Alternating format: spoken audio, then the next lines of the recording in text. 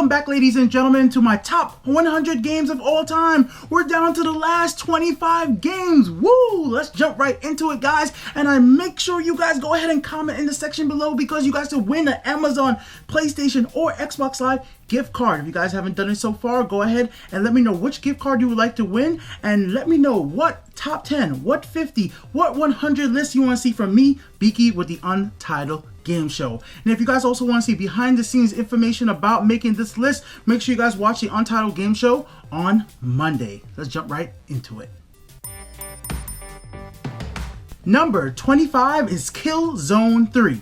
Do you guys understand that I platinumed this game twice? Not only did I platinum this game twice, I bought the collection edition that actually featured the helmet. My awesome little sniper right over here. Oh, did I mention that I actually went ahead and played the game through with the Move controllers? Oh, did I actually also mention I played the game through with 3D glasses and my PlayStation 3D TV that's right over here? I have played through this game so many freaking times. I've been on the leaderboard. I played in the Virgin event. They had some Virgin multiplayer event and I actually played and participated in that. That's how much I played Killzone 3. If this game does not deserve to be on my list, I don't know what does. I platinumed it twice, guys. That's insane. I love the atmosphere. I love the guns. I love the gameplay, the jetpack. I am a big fan of the Killzone franchise. That's why it's on my list. Next up is a little bit of a cheat, Ratchet & Clank Collection. I picked this game because of how funny the characters are. Ratchet, Clank, Cork. They all are bundled together in this great collection of some of the funniest games from the early generation of PlayStation gaming. My gosh, how many hours did I spend getting bolts to buy the freaking best weapons in this game is beyond me. I had got myself a rapid fire controller. Guys, listen to the story. There was this one, this is before like everybody went on the internet to find out cheat codes and stuff like this, but I did have a friend tell me like, yo, if you keep on shooting this one spot off in the distance, constantly you just keep getting bolts over and over and over. The thing keeps respawning. So I actually went to a store, bought a rapid fire controller, went to school, let it sit there all day, and came back till I had enough freaking bolts to buy the best weapon in the game. When you're willing to dedicate yourself to do stuff like that for a game back in the day, that's how you know you love a franchise. And the characters, Captain Cork, like I said, Ratchet and Clank, their interaction with each other is just phenomenal. Even the recent games like Into the Nexus are not bad. And that's really why I'm saying Ratchet and Clank deserves to be on this list. Grand Theft Auto San Andreas. This one's gonna be quite simple. Officer motherfucking Tenpenny. Yo, Rockstar Game once again has done it. When that thing comes up that says Rockstar Game Presents, there's not much I need to say. You guys have played these games. I don't need to be here hyping up San Andreas, jetpacks, the story, Carl, the exercising, get yourself fat, or you could get yourself skinny down, you know, eating food, big open world.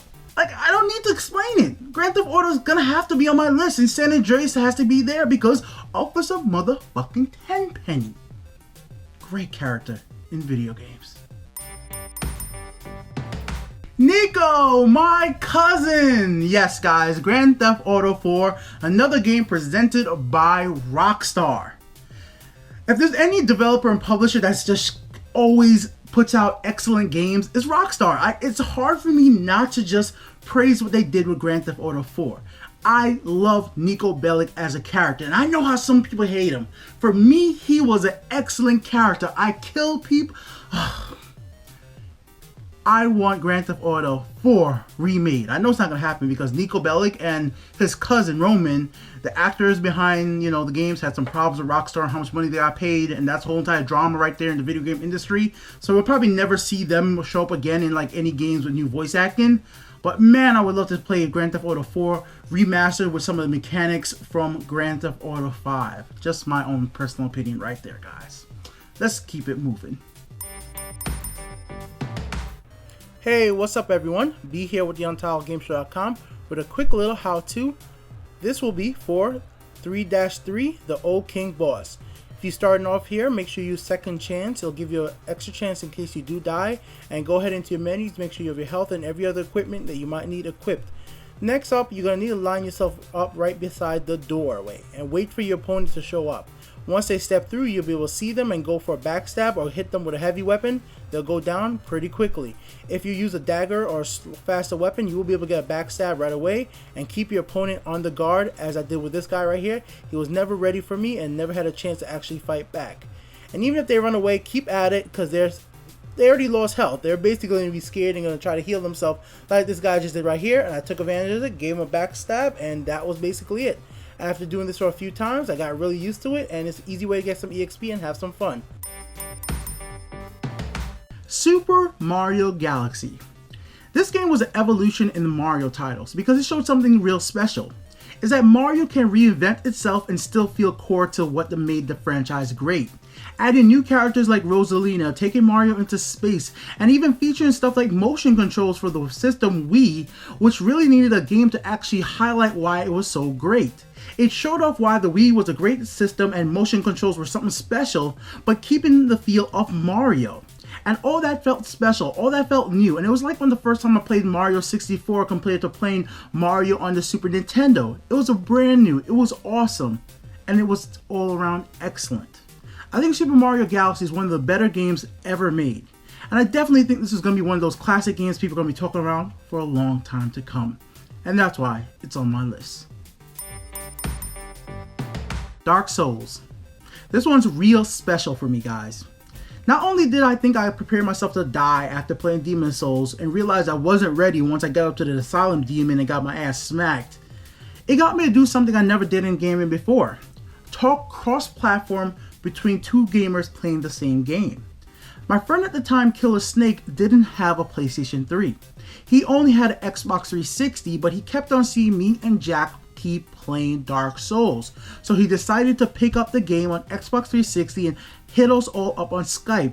And every day we would talk about where we were in this game. We would discuss tips, tricks, all the little things that we found, even though we were on different platforms playing the same game. When a game could bring gamers from different console platforms together to share their experiences irrelevant of the console war, I think it's something special. And that's personally why it makes it on the list for me. Uncharted 3. A masterpiece in storytelling and gaming. It's a game that really highlights how a character could evolve. My boy Nathan Drake was already somebody pretty cool. He was out there climbing off cliffs, but he was human. His buddy old pal Sully. They expanded and explored the relationship between Sully and Nathan so well in this game, it was unbelievable. It's even crazy that they're going to even make an Uncharted 4 after what happened with Uncharted 3. But I can't wait to actually see what happens there just personally right now. Uncharted 3 did something I think that gamers really overlook. There were many complaints in the previous Uncharted games that there were bosses that were too heavy, too strong, that they were trying to be more realistic with the game.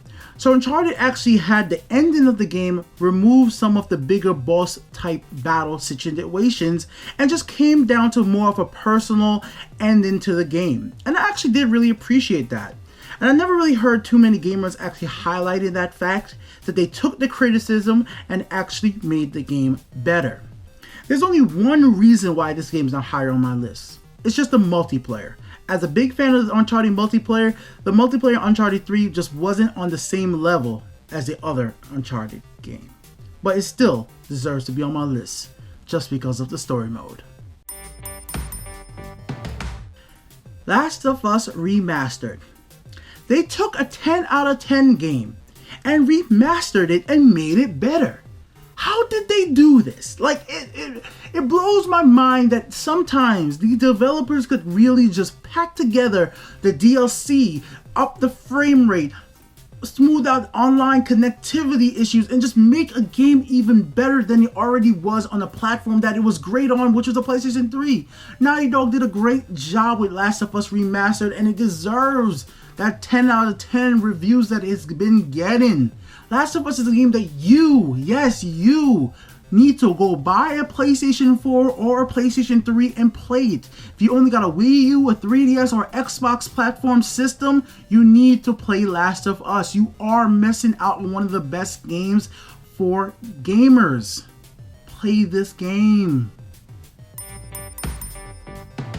Resident Evil 4. Real simple.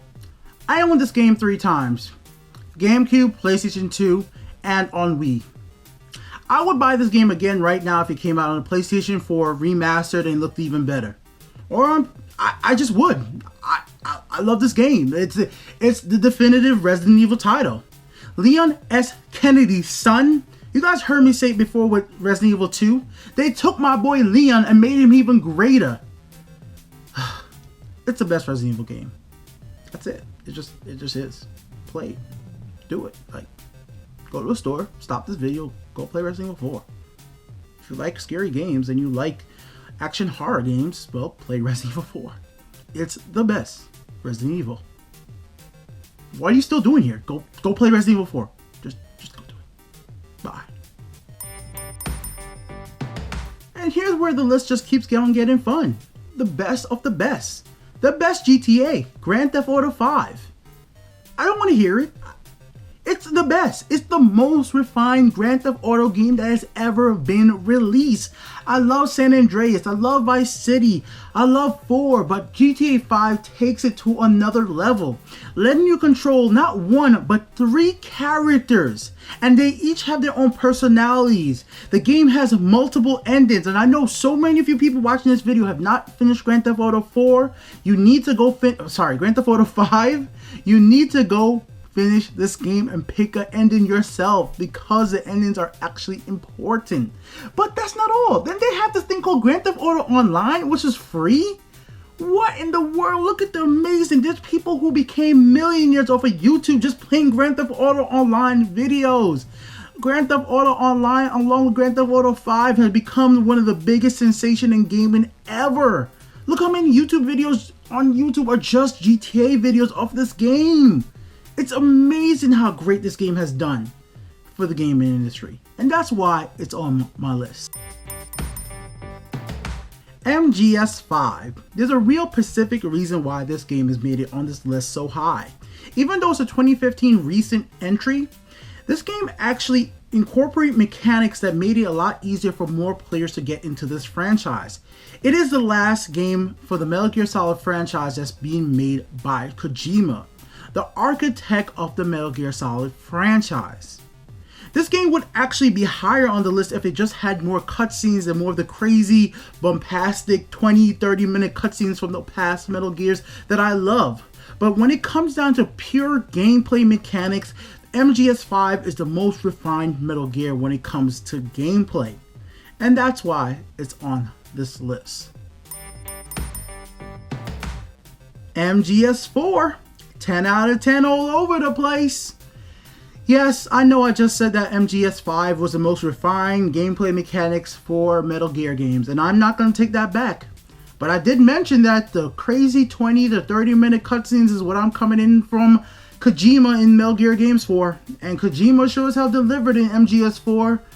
Oh boy, that game was crazy. From a monkey drinking freaking Coca-Cola to a freaking cyborg ninja cupping up geckos, to the cyborg ninja stopping a freaking submarine with his shoulder, to 2 freaking huge ass Metal Gears fighting on a freaking like dock area near a beach, to walking through a freaking tunnel with radiation and surviving, to fighting Liquid Snake on the big ass. Gosh, this game just has some of the most bombastically crazy moments in the video game history. Some of you guys in the comment section on my last video asked me to do some of the top 10 craziest moments in gaming, and Metal Gear Solid 4 will just have some of the best crazy moments ever. He went through a radiation tunnel. What? MGS5. 4. Oh god, I keep messing up, but you guys get my point. MGS4 deserves to be on my list. It's great. Play it. Super Mario 64 DS. Once again, A masterpiece remastered, even greater. How do they keep on doing this stuff, man? When I played Super Mario 64 on the DS, I was absolutely amazed at how well the game came out. They upped the graphics, they incorporated new characters, and they had the same old school great castle that we all loved from Super Mario 64. Super Mario 64 was a great game, and they made it even better on the DS. And I got to take it with me on the go, and if you guys know me already, if I could take myself a great game with me on the go, it deserves to be on my list. And that's why it's here. Fallout New Vegas comes in at number 11. You guys know I'm a Fallout fan, but Fallout New Vegas comes in this high just because of the fact I played this game literally a few days ago. I've been playing Fallout New Vegas for the last however many years this game has been out. Mods have kept me playing this game for years. Oh, if you're thinking I only played it on PC. Oh, no. I own this game on the PlayStation 3 as well. I played through it there, and I played through it many single times on the PC as well, with and without mods. I have every single DLC on this game for both platforms. I own all the DLC twice. If this game doesn't deserve to be on the list, what does? You know me. I don't really buy DLCs unless it's a full featured package for my $10 or for my $5. I don't buy the stupid microtransactions for full price $60 games unless it's really delivering something awesome. And the DLC that were in Fallout New Vegas, the mods that are available for Fallout New Vegas add so much to the experience that has kept me playing this game till the point that even Fallout 4 is out right now and I'm still playing freaking Fallout New Vegas. This game deserves to be this high on my list.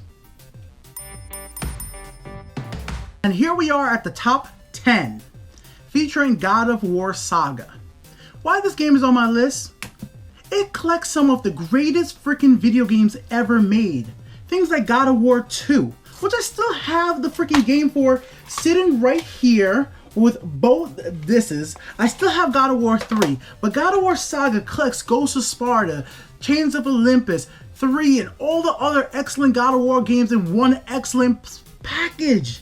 Do you understand how much I love Greek mythology? The fact that Kratos has so much freaking revenge in his body that even Death and Hades himself cannot stop him from exacting his revenge against the gods. Absolutely an amazing story with such passionate developers creating this title. The behind the scenes stuff they make for these games are absolutely awesome. I love the franchise as a whole. That's why I had to put the saga, because it's a collection of excellent games. And that's exactly why it's this high up on my list.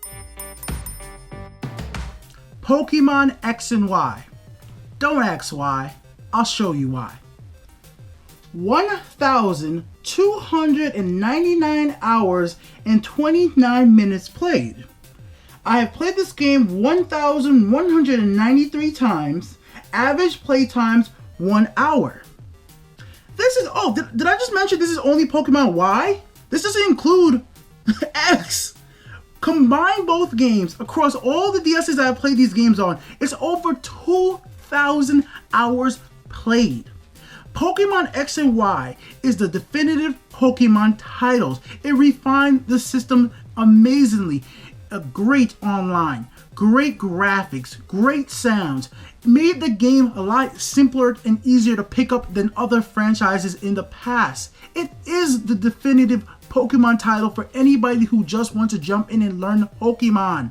I just think if anybody wants to start playing Pokemon somewhere, X and Y is the titles for you. And that's why it's on this list. This one should come at no surprise to anybody wondering where the hell Uncharted 2 is. Of course it's going to be on this list. And of course it's going to be this high up because it actually takes care of the problem that I had with Uncharted 3. The multiplayer was precisely refined. It was amazing third-person shooter multiplayer. For a game that didn't even need multiplayer in the first place. It just added on this mode that just took it to the next level. As some of you guys might know, I was not a big fan of Uncharted 1. I had very many issues with the controls and the pacing of that game. But then Uncharted 2 came out and made me a dedicated fan. made me a loyalist. It became one of the greatest games I just ever played in my life, and it's highlighted on so many people's lists as some of the best examples of how music, story, and gameplay and online multiplayer should be done in gaming, and that is why it's so high up on my list. CD Projekt Red has got themselves a new customer, Witcher 3. The Witcher 3 pushed my 4K monitor, pushed my GTX 980 to their limits. It's the only game on PC that I just can't record while doing my normal overlays and everything at max settings. It's that graphically and that immersive and that you do not want to sacrifice to play this game. I do not want to take off Hairworks. And if anybody's played Witcher 3, you know what Hairworks is. I do not want to downscale the graphics. I do not want to limit my experience with this game to even make YouTube videos. This is why you guys haven't heard see a let's play, a gameplay, or me talk about this game immensely too much on the channel. It's because I'm too busy playing the game. One of the main reasons I actually got the Xbox 360 wireless adapter, that right there, is to play Witcher 3 with the Xbox One controller, because that's what feels most comfortable to me. When a game could make me buy accessories just to play that specific game, because I just don't want to play this game specifically with mouse and keyboard controls, I like playing it with a controller. That means something to me, guys. When I can't sacrifice my experience for this game to make YouTube videos, I will not sacrifice graphics, my sound, the immersion, the experience I have with this game to entertain you guys. That means that this game is truthfully special. I have to enjoy this game as much as I possibly can to its truest 100% max. The best graphics, the best sound, everything at the highest I possibly could get out of that freaking GTX 980. Much as I can, I'm gonna push that game to the limits. In the massive, open, expansive world with great storytelling, phenomenal side quests. Like, I have never seen an open world RPG do better side quests than Witcher 3. And situations like this is what has made it on my list. Nobody should be surprised by my next entry if you've been a long-time subscriber. Fire Emblem Awakening. 286 hours played. It's my second most played game on my Nintendo 3DS. Next to Pokemon, but yet I rank it higher than Pokemon. Why? Because I believe this is what a console quality game looks like on handheld. This game does not sacrifice music, production, story, graphics, nothing to make a great experience. It has multiple playthrough modes, a lot of replayability. It comes with free DLC, and then Nintendo started supporting this game with excellently good price DLC at that, guys. The DLC was $1.99 up to $5.99 for actual content you would actually want to play. It wasn't overpriced, and it was actually fulfilling. It wasn't microtransaction trash. The characters in this game are great. They could actually have meaningful relationship, fall in love, have children. Those children could get to the point that they actually come from the future and fall in love with other children and have their own relationships. Those kids could actually learn traits from their parents. The ending boss fight is one of the most difficult boss fights I've ever played in my life on the harder difficulties. This game is amazing. I've played through this game 4 times. I have to count right there.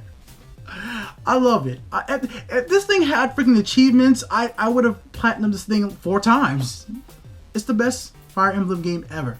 It's the best mobile game, handheld game I have ever played, because it's a definitive example of what happens when you give a handheld game a budget and let the developers craft something special. You should play Fire Emblem Awakening. Dun dun dun dun dun dun dun dun. Snake, snake, snake. Yeah, guys, Metal Gear Solid 1 for the PlayStation 1. We all had to start somewhere. I've already talked about a lot of Metal Gear titles here, but once again, this one's very special and personal to me, and that's why it's made it so high on this list. This is a game that I brought to school and actually met people who played this game as well. My friend Jack was an avid player of MGS1. We had a chance to talk about Grey Fox, the freaking Cyber Ninja. We had a chance to talk about Snake and Psycho Mantis. And till this day, we are still best of friends because of the relationship that this game helped to build.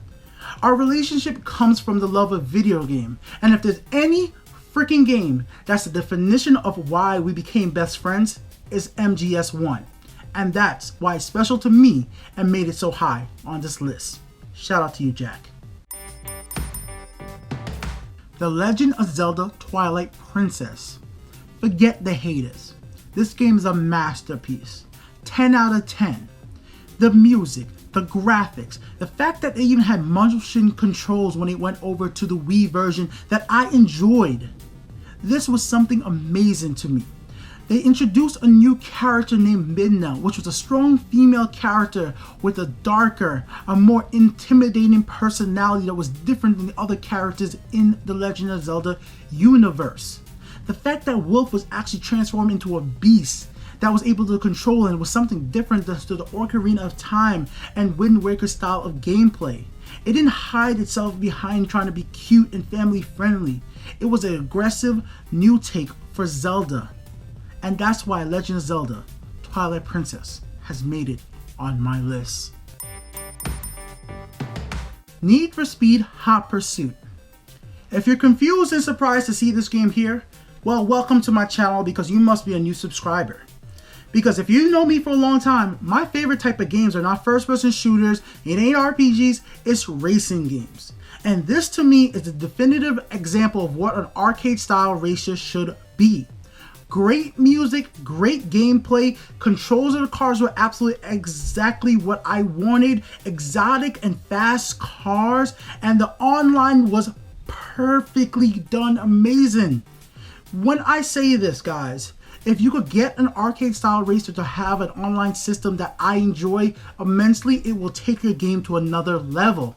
The ability to do your little high score for time-lapse races and the auto-log features where I was challenging my friends. The lobby system was straightforward and simple. You get a bunch of racers in a lobby and we race. There were no AI in the online races like there are in Need for Speed 2015. There was no driving up behind people and honking your horn or flashing your lights to go into a race. There was no stupid open world that just wasted time getting in between and from and starting events. There were no stupid cutscenes of live action full motion video crap. It got to what I wanted, to race fast exotic cars with the great music, the ability to battle against cops in these awesome looking environments where graphics were just stunning for its time.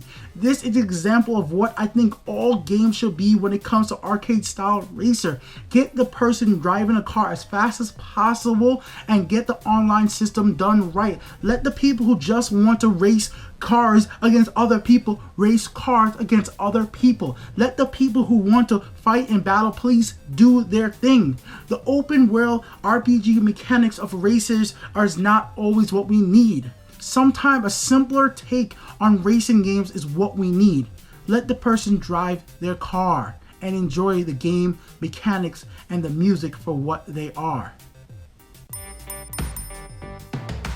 I need to stop for a moment and give a big shout out to Green Bug because he knows me well. Or she, I actually don't know Green Bug. Let me know in the comment section below. He asked me in my last episode about my top 100 game, Borderlands. Yeah, Borderlands 2. Where is Borderlands 2? Well, obviously you know me, Green Bug. Borderlands was going to be high up on this list. So high, it's number 2. And let's read the back of the box right here if you take a moment with me, guys. Get ready to joy puke your face off. Fun addictive gameplay. Bring your friends. A bazillion weapons just got bazillionaire. A new era for shoot and loot. Shoot and loot? Loot? Oh, I like me some loot. I like me some loot. Oh, there's a whole lot of loot. There's a whole lot of different guns. I have put in...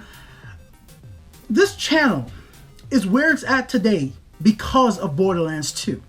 This channel has been made on the back of this game.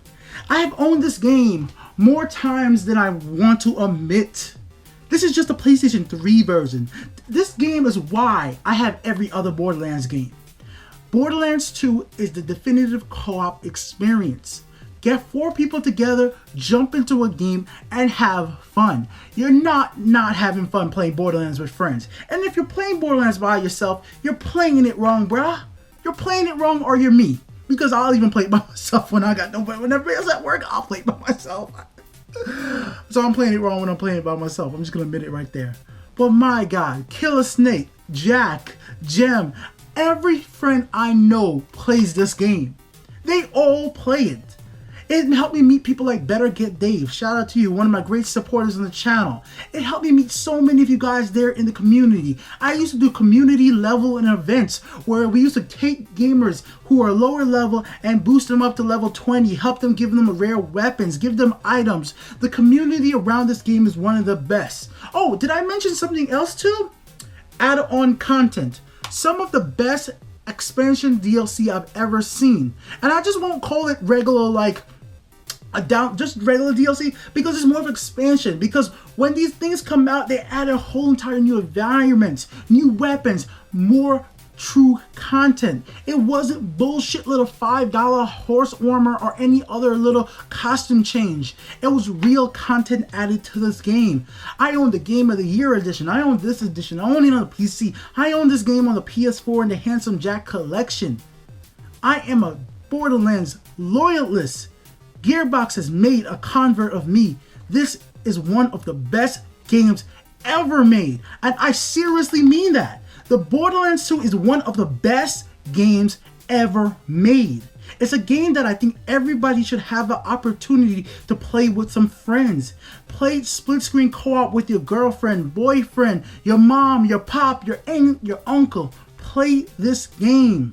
It's just that good. And that's why it's on my list.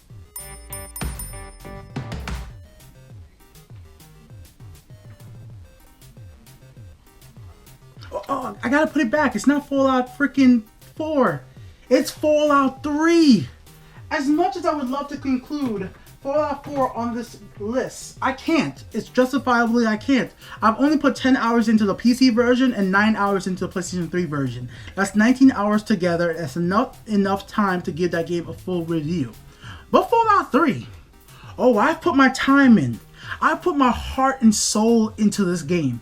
I'm gonna tell you guys a story that is a true story of my experience with Fallout 3. And it will justify why it's number 1 on my list. I got this game on the PC on an old laptop that was broken down as hell, that could not really run shit. My first laptop I ever owned, an old school Sony Vaio. I went into a torrent site and downloaded that game. Yes guys, I'm sorry I pirated it. But the story gets really interesting. The laptop couldn't run the game that great, but I was able to experience what Fallout was all about. I got to experience why everybody thought this game was so damn awesome. And I was like, man, I need to play this game on something that can actually run it. So when I got myself a PlayStation 3, what was one of the first games I played on that system? Fallout 3. What happened when I got my PC? Fallout 3. What happened when Fallout came out in a big bundle with all the DLC? What did I buy? The collection with everything with Fallout 3. This game, I went from having a free version on the PC to buying the game 3 times. How does my brain work like that? When a game is that good that I want to support the developer for making an excellent title, it deserves to be so high up on my list. And it's not just me wanting to support it, the game is actually a phenomenal game. The way the game starts, you're basically brought into the world as a small baby. You get to meet your father, meet your mother, and just evolve from there. Guys, you can start to care about your father, care about his struggle, chase after him when he leaves the vault. When you leave the vault, you look over this expansive freaking wasteland and just wonder, where do I go? But then you get to the side quests like Megaton, and you guys know what I'm talking about here. Let me know in the comment section below. Did you blow up Megaton or did you save it? Of course, most of us have probably done both, but what did you do the initial first time? I've lit it up. And ending of the game. What did you do? Did you purify the water? Did you do the... I care about all these things. And even as great as Fallout 4 is to me right now, and Fallout New Vegas has been, the mechanics in those games have improved. But when I think about the pure story elements in Fallout 3, I have to make it my #1 game of all time because I truly care about what happened in that game. Just for the little tiny stuff where the guy's laying down before this big ass ship and asking me for a bottle of water. Like, the fact that I could remember stuff like that so detailed helps me make it my #1 game of all time. In the comment section below, guys, let me know what's your #1 game of all time. Thank you guys for watching. This has been Biki with the Untitled Game Show. I hope you guys have enjoyed this series. If you guys don't know, here's a little behind the scenes information. These series take about 6 hours to edit and put together each, so hope you guys have been enjoying them. I'm going to be doing a lot more here on the channel. My top 50 movies is coming out starting Monday, and I'm going to be doing a special Untitled Game Show with some more behind the scenes information about this list and some of the games that almost but didn't make it on this list here, guys. Please go ahead and support through Patreon or supporting through buying stuff on Amazon during Black Friday. If you use my Amazon bookmark, anything you buy on Amazon will support here on the channel as well. If you guys want to go ahead and just donate directly, there's a stream tip donation button in the comment section and in the description below. If you click on that, you can actually leave me a little message and thank me for doing what I do. I'll be back with more videos for you guys real soon. Thank you guys all for watching.